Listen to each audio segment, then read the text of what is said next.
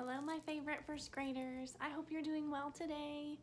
I want to thank you all for all of my birthday goodies. I was so happy to see that sign and to read your cards, and I just thank you so much for all of that. It really made my day super, super special, and I thank you for that. Today I want to talk to you about chapter 6 in your science book, and it's called Wild Animals. Now, last week you read chapter 5, I hope you read chapter 5, about tame animals. And I have an animal sitting in my lap today to help us remember about tame animals versus wild animals. Now, last week, tame animals are animals that can live with people. Think of your pets that you have in your home. Some of you have birds. Some of you have dogs or cats. Those are tame animals. Maybe you have a little bunny or a hamster. Those are tame animals.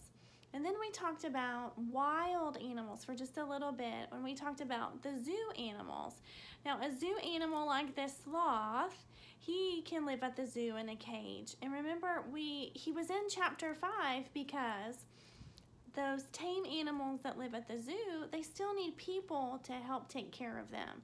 And that's the difference with a zoo animal, is they still need the zookeepers to come and give them their food or their medicine or put water in their trough or whatever they need. They still depend on people to take care of them. Now in chapter 6, it's wild animals. And remember, God made all animals.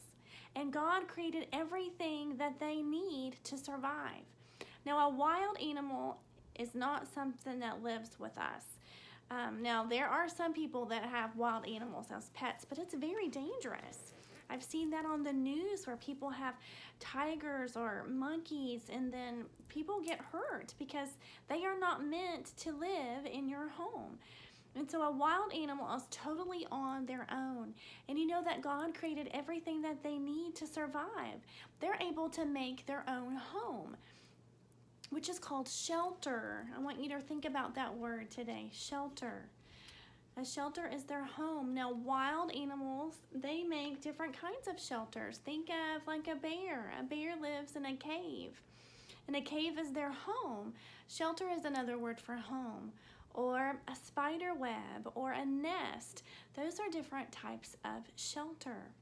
Now, also in chapter 6, you're going to talk about the word print, or you're going to read about the word print. We're not talking, but you're going to read the word print. Now, every animal has a print, and that just shows you what their foot looks like, and it also shows us what they're doing or where they're going. I know sometimes when we leave in the mornings, we will see animal prints on the top of our car. It could be a raccoon, it could have been a cat, I don't know, but a print tells you where they've been or where they're going or what they're doing. And also the size of the print shows us, is it a big animal? Is it a small animal? And so animal prints are all different shapes and all different sizes. But also in chapter 6, it talks about animal marks. Now a mark tells us something specific about that animal. In chapter 6, it talks about how a woodpecker uses its beak to bang or drill into a tree, and it drills these tiny holes so that they can find insects to munch on. So that's a perfect example of a mark. Now, some fun activities I want you to try this week. While you're at home, I want you to walk around your neighborhood with your parents' help, of course, and I want to see how many animal prints you can find. You know, animal prints are commonly found in muddy places or sandy places.